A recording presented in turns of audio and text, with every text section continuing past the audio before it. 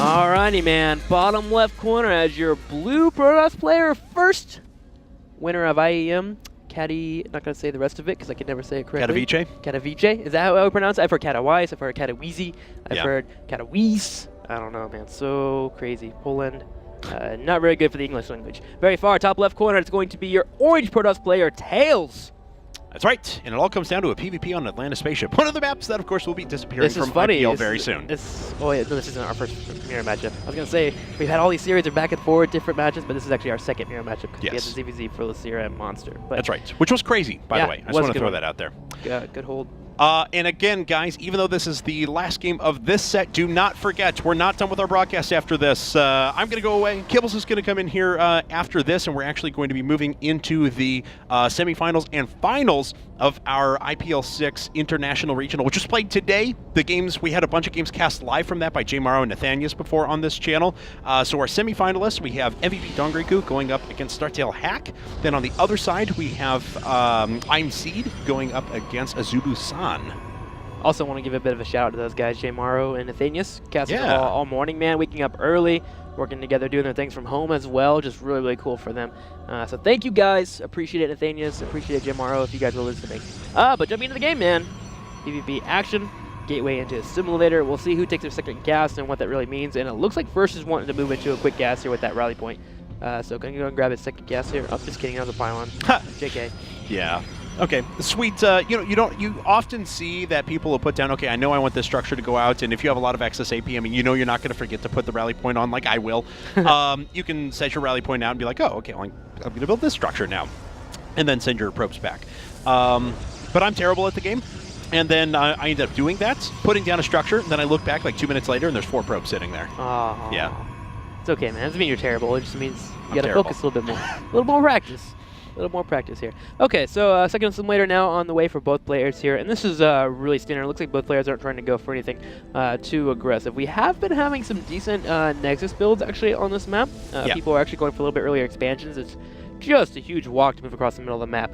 And to be honest with you, Blink Stalker is kind of meh because there is a lot of dead space between this whole entire area and the bottom left of the remains. There you go. You move to the left here and at the top, and you can't really blink to there so well. You might actually leave some stalkers there. So well, the problem is that you need to make it totally obvious. I mean, either you go for the robo variety and you get an observer over there, or you make it totally obvious and you're like, I'm gonna sneak a unit through here despite everything that you have up. So first is deciding to scout with his probe a little bit earlier. Sees the Nexus actually pop down. That's good for him. But he decided to go for a 3 stalker build and not go for the initial zealot that started things off. So he had to get out there and get some information to begin with, see if this was going to be viable. Okay, so 3 stalkers, pretty nice here. You're able to poke into your opponent's natural because we do have Tails going for a very quick Nexus here. Yeah. And you can potentially catch off some probes or at least deny some mining out of the Nexus for a while. We do have Tails playing very safe. He's actually moved into Sentry as well. He's got his first couple of units popping out, but behind this, he's going to be playing really safe. Okay, well, Stalker picks away at that Zealot for a little while, but now it's the same situation that's been repeated in PvPs over the years. Just Stalker pokes out and then gets greeted by a Stalker and a Zealot, then they run across, then that's greeted by 2 Stalkers. And you just have this little tug-of-war at the beginning. My PvP is double Sentry, move out across the middle of the map, and I just force field them back, so they can't ever come and attack me. Yeah. That's evil. It's so efficient. That's evil. No, it's horrible. I die all the time. It's so bad. No damage whatsoever. But we do have a Nexus follow-up here for First as well. So he'll have his first couple of units pop out, head to your opponent's natural, maybe get a probe or anything, but First is okay with going for a more mid-game approach as well. I just 2-gate robo all in. 2-gate robo all in. It's really cheesy, but you just make one immortal and then you send your second across the map to rally with the rest of your forces up in the front, cut everything, and just produce a Sentry Stalker at a time. It's really cheesy. I don't recommend anyone do it, but it's super cheesy. A triple robo proxy. Triple robo proxy, eh? That'd be sick, man. 1 pylon powers all 3 of my robos, and I put them to the point where you can't get to the pylon, so Zealots can't take it down, and just get 3 immortals out. Oh, it'd be so good. I only just need 35 probes. It's not a big deal. It'd be okay. Sentries and Stalker were chasing away these 3 Stalkers for just a little while. First is gathering up his own Nexus. It's about ready to finish up, but hasn't been able to really put on that much pressure onto Tails. Yeah, I mean, not many probes have been shifted over there yet, but he's not able to get a lot of damage done for the time being. I believe he actually put a pylon down in the bottom right corner as well. Yeah, he did. So what he's looking for is for Tails to be a little bit too greedy and not throw down that Robo and get an Immortal out. Because if he doesn't get the Immortal out, it's really easy to actually poke off some Zealots, maybe get a couple of Sentry kills. The Immortal is just a real scare factor here. So that's why that pylon was there. He'll be able to keep reinforcing the Stalkers and just use his godlike micro to do some damage. That's right. Immortals, basically the anti-Stalker in any case whatsoever. Doesn't even matter if they have Blink, it's still anti-that as long as you have supporting forces with it. So Tails has actually macroed pretty well and has amassed a pretty decent force back at his back at home. So he's got an Observer flying overhead. Of course, Observers are very critical in PvP these days, as sometimes sniping that your opponent's Observer is the difference in the game. Yeah, that's all he's looking for here is to snipe his opponent's Observer as it comes to the natural or anything. Stalker aggression in the middle of the map here. Observer does see, though, that Tails is moving across the middle of the map, and first we'll start respawning accordingly here. Moving into Immortal at home as well. Got another one queued up at the same time. Got decent sentries out as well, so we can land some good force fields. And behind this, we actually have Tails falling up into a third of Force Assimilator as well. So we'll see if he plans to keep the aggression up. I don't think there was a probe with it, actually. No, but there were 3 pylons all finished at about the same time. Let's see if another probe did run up to the front. No, okay, so he just wants to poke in, do a little bit of damage, or scare his opponent into overcommitting and making a few units. Oh, that wow. was a beautiful set of force fields. So when the Immortal goes down right away, and that is a disaster for Tails. Oh my gosh, and 2 Immortals pop out now, so these Stalkers are so dead, so dead. There they go, just dying off so quickly, and Tails will be chased down. He does force field behind, trying to get on top of those Stalkers. The force field, though, he didn't have 3. If he had a third one, that may have been a little bit better for him. He's trying to do his best in poking, but the Immortals here are just going to shred through the Stalkers. You can see how Tails is so scared. The Stalkers are behind the Sentries here. Yes. That Sentry is going to get picked off as well, and first takes a really good trade early. Yeah, we were talking about before that there were no probes behind this to be able to reinforce, and not that it would have helped necessarily because first it won that engagement so convincingly, but man, that was a ruffle stomp in the middle there, and first pulls way, way far ahead. Well, we have an Observer in the main and the natural for Tails, so he is able to see what exactly first is going for. I don't think he actually, do you see the Robotics Bay? Let's see here. There's his Observer. There it is, yeah, so he sees the Robotics Bay, just barely. So both players are going to move into Colossus very quickly here. Which means that we most likely will get to a third base Colossus. Well, how many gateways is he falling up into? Oh my Let's see. We have 4 more coming up now for Tails, so that's going to put him on a total of 6, looks like. Back on his opponent's side of things, I think he's going to have the same amount. Yeah, 6. Okay, so yeah, I thought it was going to be 7 or 8. I think, well, Tails going to go all in here. So we should be able to get to a third Nexus pretty nicely here. Yeah. Both players should be grabbing Thermal Lance. And so for the most part, besides that really weird engagement early on, oh snap, wait, we got an Immortal drop. These Stalkers are going to take some shots here, and First just doing what he does so well. He loves to do these drops. Yep, and just got to watch out and make sure that Warp Prism doesn't get picked off, because if it does and there's a Immortal sitting inside of it, then this game is even once again.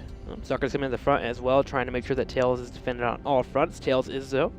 Just has Zealots here with an Immortal as well. That will force these Stalkers to retreat. But of course, all he wants to do is sit here for a little while because he's establishing his third, so he just wants to make sure he delays it as long as possible for his opponent. Tails going to go ahead and watch out for this Warp Prism as well, keeping those Stalkers there. And now he's just forced to play really defensive. He's so scared of the potential damage here. Oh, nice here from First, actually. He's going to go ahead and drop. I love that. Yeah, he can actually drop that Immortal on the high ground here if he really wanted to. Leave one Immortal on the low ground and just like slowly creep his way up there. And Tails wouldn't be able to do anything about it. He doesn't have enough DPS there, but First not really wanting to commit to it quite yet.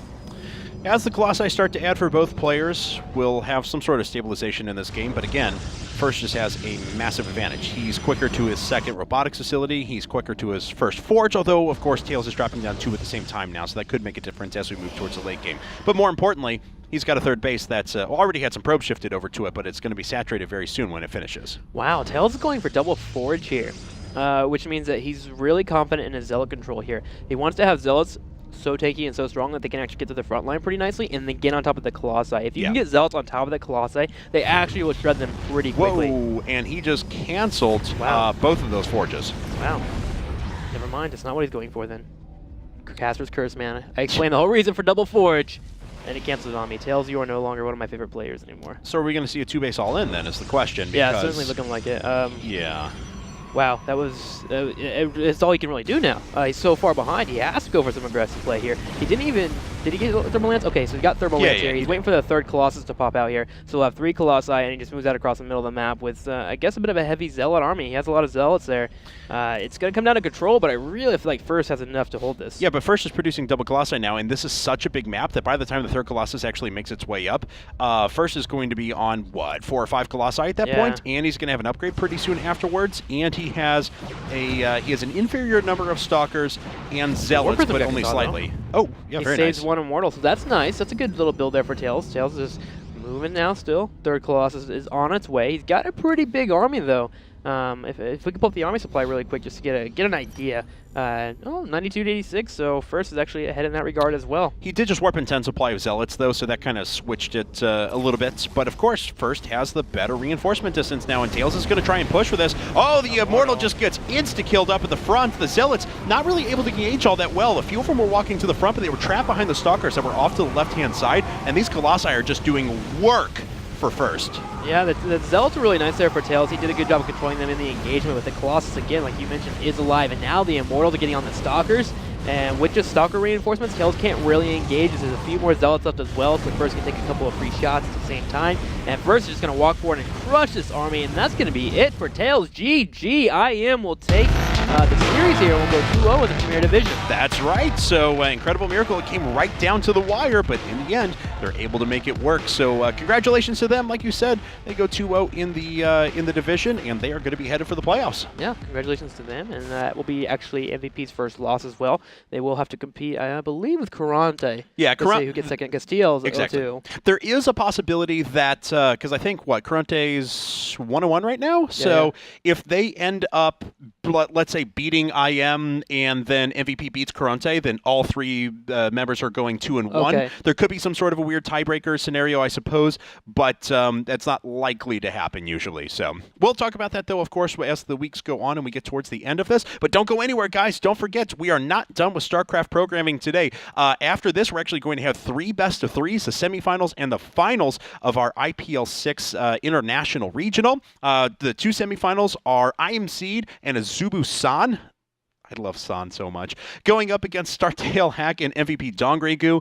Going up against, I say that every time. No, I'm sorry, those are the 2 semifinals. So MVP Dongregu, Startail Hack, they're going against each other. Then we have San and Seed on the other side. So we'll also cast the finals of those. Don't forget, though, to pick up your free tickets to our DICE event right now, which is happening next Thursday, 1 week and 1 day from now at the Hard Rock Hotel in Las Vegas, Nevada. It's an all-day event. We're going to be having 4 players from across the globe compete. We're going to have Scarlet from Team Acer. We're going to have Violet from Azubu. We're going to have Grubby, and we're going to have Crunty Esports Club's Lucifron competing for 10 grand in prizes. Pick up your free tickets at go.ign.com/DICEIPL. Again, that's go.ign.com/DICEIPL.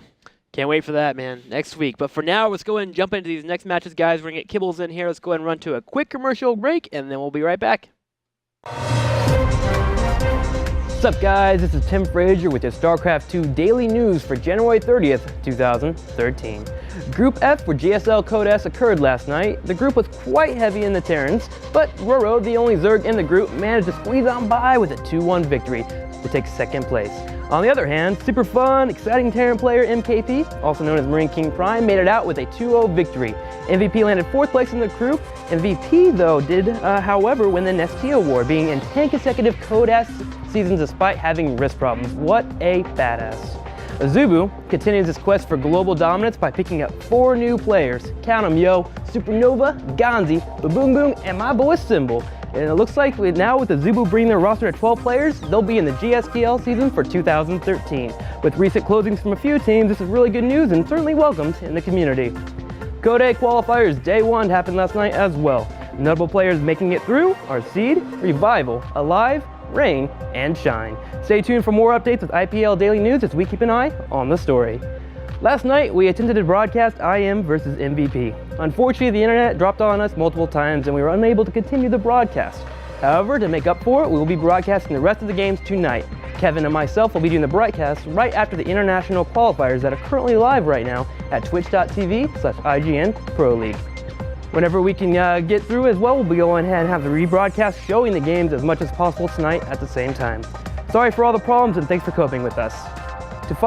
To end your night tonight, guys, make sure you check out State of the Game. According to JP and his Twitter, the broadcast will be starting at 10 o'clock Eastern Time. With all that, guys, make sure you check out IGN.com/IPL for all your daily content and news from us. Thanks a lot. Enjoy the game.